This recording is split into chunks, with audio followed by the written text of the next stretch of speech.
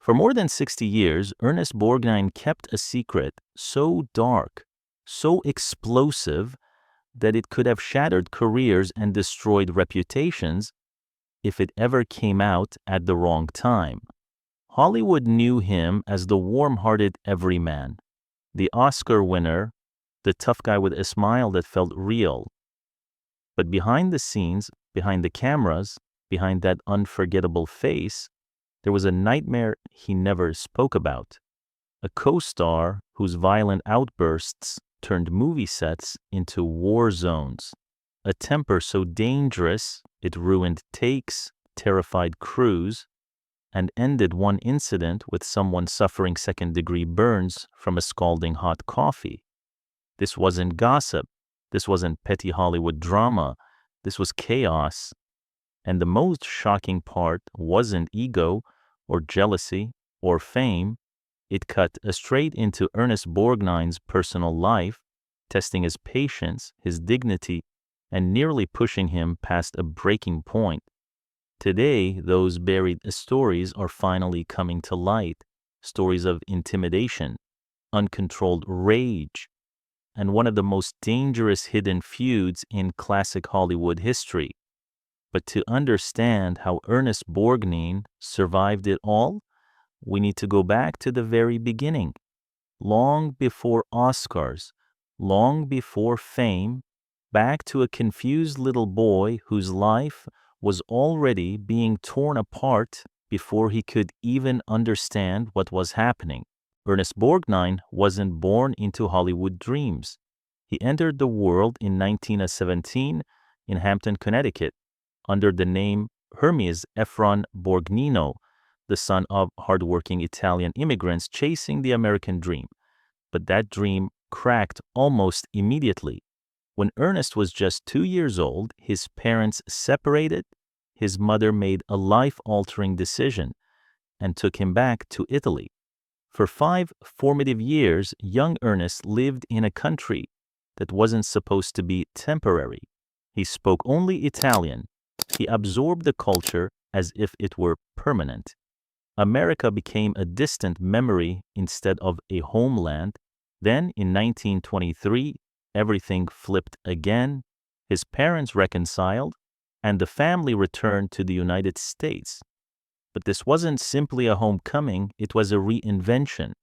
His father changed his own name from Camillo to Charles. The family shortened Borgnino to Borgnino. Every detail was adjusted to sound more American, to blend in, to survive. That identity shift wasn't cosmetic. It carved deep into Ernest's sense of self. By the time he settled in New Haven, Connecticut, he wasn't dreaming of spotlight or movie screens. There were no theater clubs, no acting ambitions. He cared about strength, competition, proving himself physically. Hollywood wasn't even a thought, but fate had already chosen its direction, and it would arrive wearing a Navy uniform.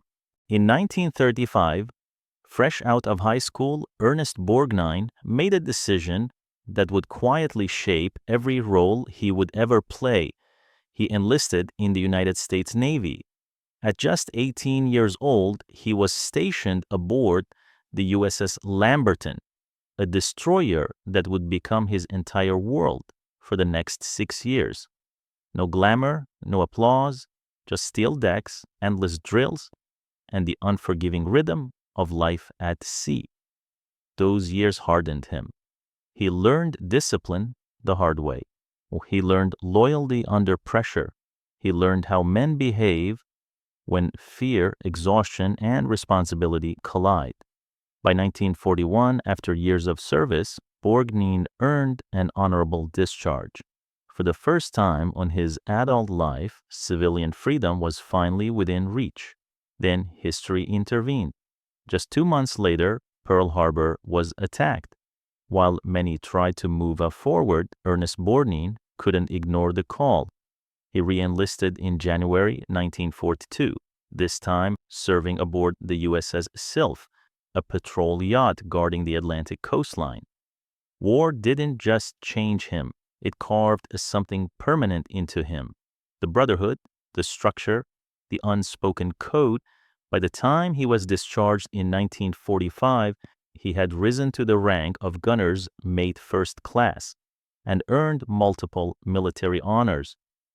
He was so close to staying in the Navy for life that Hollywood nearly lost him forever. He almost signed on for another 10 years. That's how close the world came to never knowing his name. Then, unexpectedly, a single sentence changed everything. His mother looked at him and said something simple but devastatingly powerful. You have a strong, forceful personality. You should try acting. To Ernest Borgnine, it sounded ridiculous. He had no training, no connections, no idea where to even begin. But the Navy had taught him one thing. When you're given a challenge, you don't back down. You step forward. Ernest Borgnine didn't walk into acting with confidence. He walked in with pure nerve. He enrolled at the Randall School of Drama in Hartford, stepping into a world he didn't understand, surrounded by people who spoke a different language. Not Italian, not English, but the language of performance. From there, he headed south to Virginia and landed a spot at the legendary Barter Theater. And this place wasn't Hollywood. It wasn't even close. The Barter Theater had been born out of the Great Depression with a wild idea. People could trade food for tickets. Not money, food. Chickens, potatoes, bags of corn, and sometimes the actors got paid in vegetables instead of cash. But Ernest didn't complain. He took every role he could get, night after night, learning under pressure the way he always had. And when he wasn't on the stage, he was backstage doing whatever had to be done to keep the show alive. Painting sets, fixing costumes, scrubbing toilets. Nothing was beneath him because he wasn't chasing glamour. He was chasing growth. Then came the moment that turned into a story people never forgot. One night during a live performance, Ernest had to chase a real chicken across the stage, and the chicken didn't follow the script. It bolted straight into the audience, wings flapping, people screaming, laughter erupting like a tidal wave. It was chaos, the kind that can destroy a performance in seconds. But Borgnine didn't freeze. He adjusted, he improvised, he turned disaster into entertainment, and that moment taught him something priceless. The audience doesn't need perfection. They need truth. They need commitment. He shared that stage with rising names like Gregory Peck and Patricia Neal, absorbing everything, grinding every night, sharpening his instincts until something inside him started to ignite. Then came the role that changed the way people looked at him. He landed a part in Tennessee Williams' powerful play, The Glass Menagerie. Ernest thought he bombed. He walked off a stage convinced he had failed, but the audience told a different story. They loved him. And suddenly, people were paying attention to the tough-looking guy with the unforgettable face. By 1949, Ernest Borgnine had reached Broadway, the big leagues. And once he got there was no going back. When Ernest Borgnine stepped onto Broadway in 1949, he didn't feel like he belonged. Casting directors didn't know what to do with him. His face looked too rough for comedy, too strange for romance, too intimidating for leading man roles. No one could figure out where he fit. But then came Harvey. The long-running Broadway hit starred the legendary James Stewart, and Borgnine was cast as a male nurse. It wasn't a flashy role. It wasn't supposed to steal the spotlight. But for Ernest, it became something far more valuable, a front-row seat to genius. Night after night, he watched James Stewart work, how he paused, how he delivered lines, how he pulled an audience in with almost nothing at all. Borgnine kept a small notebook backstage. After every performance, he wrote things down. Not fame, not ego, technique.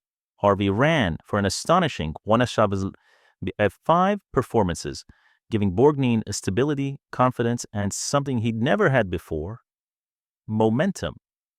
That momentum carried him into television. In 1951, he made his TV debut on Captain Video and his Video Rangers, a low-budget science fiction series where he played the villain. It wasn't prestigious, it wasn't glamorous, but it worked. Hollywood noticed. Soon after, Columbia Pictures offered him a small role in The Whistle at Eden Falls. It wasn't a big part, but it was real. A real movie, a real set, a real opportunity.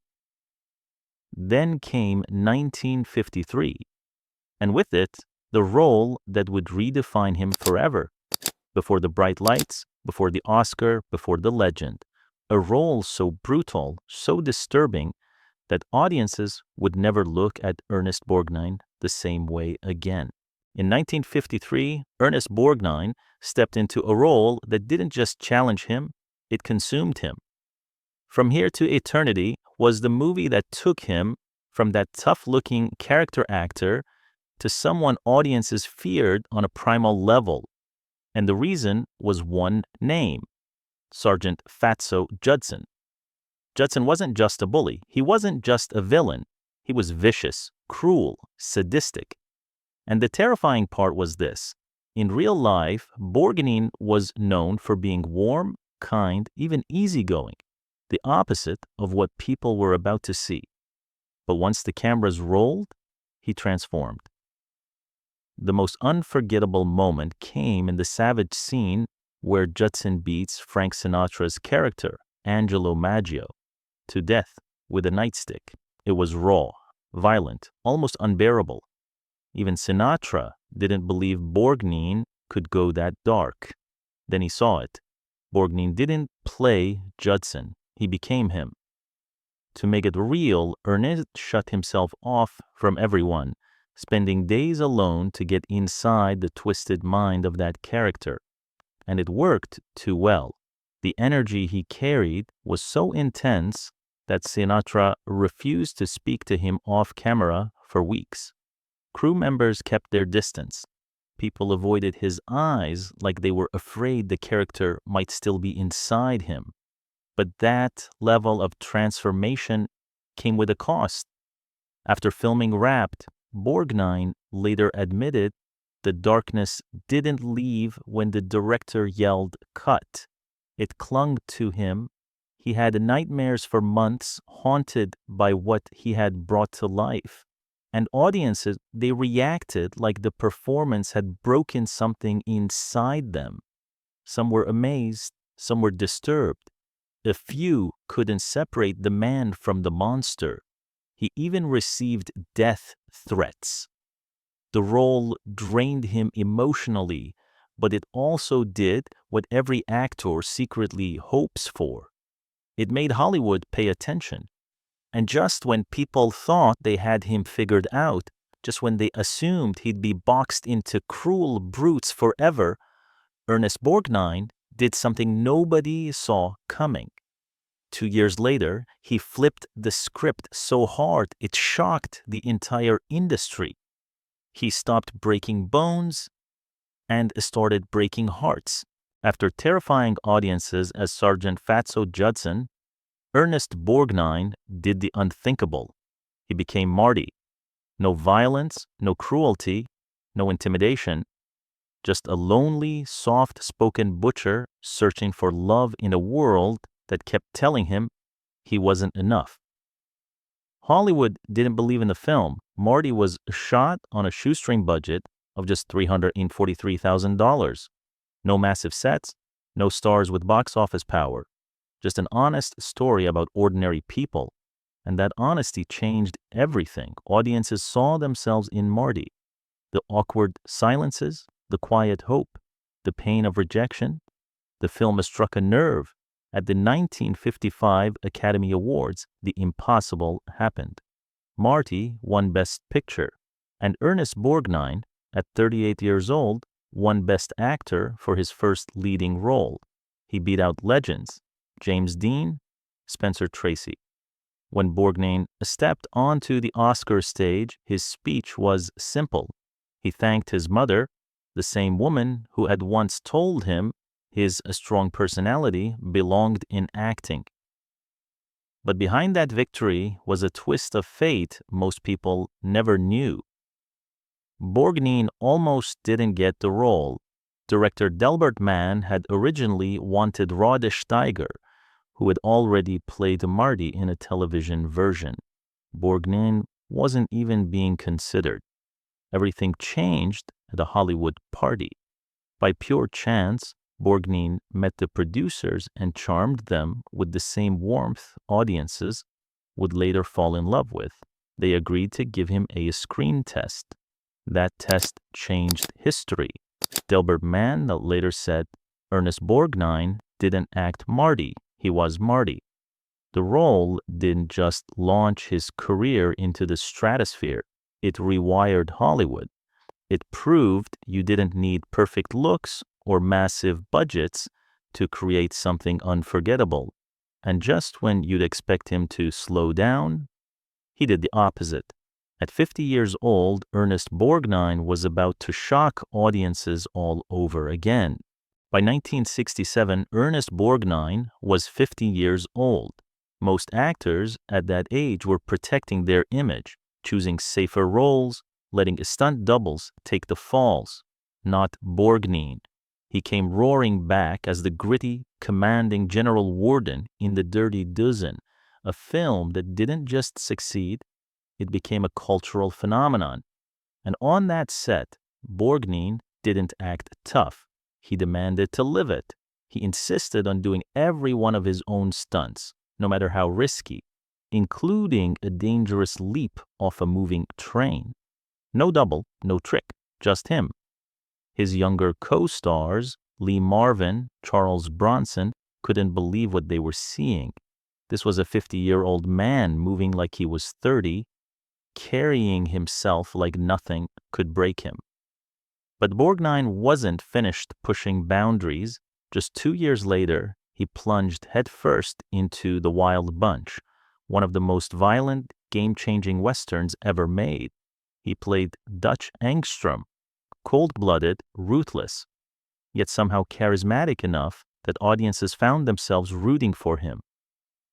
And then came the scene that burned into film history. Dutch mowing down enemies in a brutal storm of violence, and Borgnine letting out that manic, chilling laugh. It wasn't a normal laugh. It was the sound of a man who'd stepped into something dark and didn't even flinch. That laugh froze audiences in their seats. And it haunted Borgnine for years after, because he wasn't just performing intensity, he was channeling it. And right when the world was convinced he'd be locked into hard-edged roles forever, his career took a turn so unexpected it almost didn't make sense. He was about to become a television icon, a household name, and ironically, a role that would echo his own real-life past in the U.S. Navy. When Ernest Borgnine took the role of Lieutenant Commander Quinton McHale in McHale's Navy, audiences saw something they'd never seen before. The menace was gone. The violence was gone. In its place was a laid-back, clever officer leading a crew of lovable troublemakers. What most viewers didn't realize was that Borgnine wasn't acting from imagination. He had lived it. His real-life service in the U.S. Navy during World War II gave him a natural authority and ease that made the comedy feel authentic, even when the situations turned ridiculous. The show became a massive hit, running for 4 seasons and turning Borgnine into a true household name. But behind the laughs, danger wasn't far away. During the second season, a pyrotechnic device detonated too early during a shoot. Borgnine was badly burned on his face and hands. Production shut down for 3 weeks while he recovered. Most actors would have slowed down. Borgnine did the opposite. He returned to the set with even more fire, pouring himself into the role. That same year, he earned an Emmy nomination, proving he wasn't just a movie legend, he was a television powerhouse. Then came the revelation no one saw coming. Years later, a classified memo from 1965 revealed that the real U.S. Navy had been quietly watching McHale's Navy. Officials believed the show's unconventional problem-solving methods could be useful in real-world training. This led to something called Operation McHale, a series of Navy exercises inspired by a sitcom, a comedy influencing military strategy. It sounded insane, but it was real. And Ernest Borgnine was at the center of it. Yet just when it seemed like his career had reached every possible peak, fate prepared another test, this time involving spinning blades, a falling helicopter, and a split second that nearly ended everything. By the time Ernest Borgnine joined Airwolf in 1984, most men his age were slowing down. He was 67, and once again, he refused to play it safe. As Dominic Santini, Borgnine brought grit, humor, and authority to the high-octane action series built around a futuristic military helicopter. He still performed many of his own stunts, still carried the same fearless energy that had followed him his entire life. Then came the moment that almost ended everything. During a 1985 shoot, a helicopter suddenly lost control and crashed just feet away from where Borgnine was standing. For a split second, the set froze. It looked like tragedy was unavoidable. But Borgnine reacted instantly. Years of Navy discipline and instinct kicked in. He moved fast, escaped the wreckage, and walked away with only minor injuries. Once again, he had cheated death. And just when it seemed impossible for his career to surprise anyone anymore, Ernest Borgnine did something no one expected. He reinvented himself again. This time, not on film, not on television, but in animation. In 1998, thanks to his grandson and a pure stroke of luck at a charity event, Borgnine landed the role of Mermaid Man on SpongeBob SquarePants. A Nickelodeon executive happened to be present, handed him a napkin, and asked him to read a few lines on the spot. He nailed it. Mermaid Man became an instant fan favorite, introducing Ernest Borgnine to an entirely new generation. He voiced the character for 17 episodes over 13 years, working right up until just 2 weeks before his death. At 95 years old, he was still recording, still laughing, still working, but behind that long, unstoppable career was another story, one filled with passion, heartbreak, a scandal, and finally, lasting love. For a man who brought such a strength and warmth to the screen, Ernest Borgnine's love life was anything but peaceful. Across his long life, he married 5 times. Each relationship left a mark. Some ended quietly, others exploded into public scandal. His first marriage began before fame had taken over his life. In 1949, he married Rhoda Kimmons. Together, they built a simple, steady home and welcomed a daughter, Nancy, in 1952. For nearly a decade, things felt stable. Then Hollywood arrived. As Borgnine's career skyrocketed, the pressure cracked what once felt unbreakable. By 1958, the marriage ended. Fame had changed everything. The next chapter was a louder and far more volatile. In 1959, he married Mexican actress Katy Jurado, a woman as fiery off-screen as she was on it. Their chemistry burned hot, but it burned out just as fast. Arguments spilled into public view. Tempers flared. By 1963, the marriage collapsed under its own intensity. Then came one of Hollywood's most infamous unions. In 1964, Borgnine married Broadway legend Ethel Merman. On paper, it looked perfect. Two larger-than-life stars. Headlines everywhere. A glamorous honeymoon in Japan.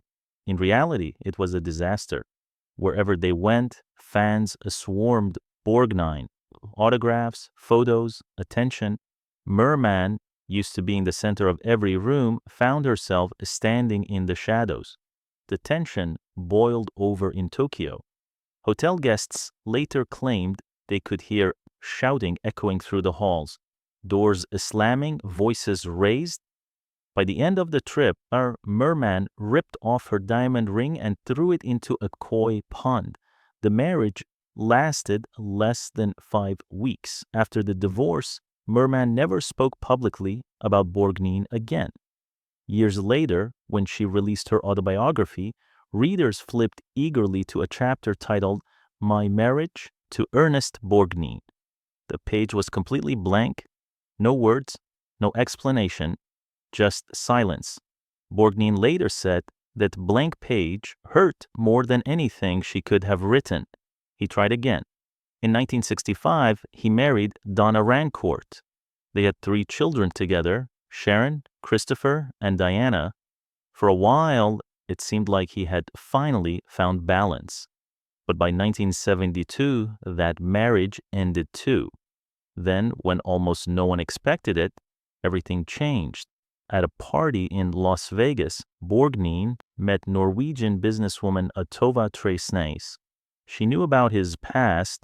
She wasn't rushing into anything, but his sincerity broke through. They married in 1973, and for the first time in his life, the chaos stopped. Tova wasn't just his wife, she was his partner, his anchor. As she built her beauty empire, Borgnine stood proudly by her side, even joking that he was the oldest working male model after appearing in her ads. Their marriage lasted nearly 40 years, longer than all his other marriages combined. In his final interview, just weeks before his passing, Ernest Borgnine smiled and said he believed he was still going strong at 95 because of the love he shared with Tova. On July 8, 2012, he passed away peacefully, holding her hand. But before that final quiet chapter, there was still one last storm, one of the most explosive behind-the-scenes feuds of his entire career. If you had to describe Ernest Borgnine in one word, what would it be? Do you think that blank page was cruel or honest?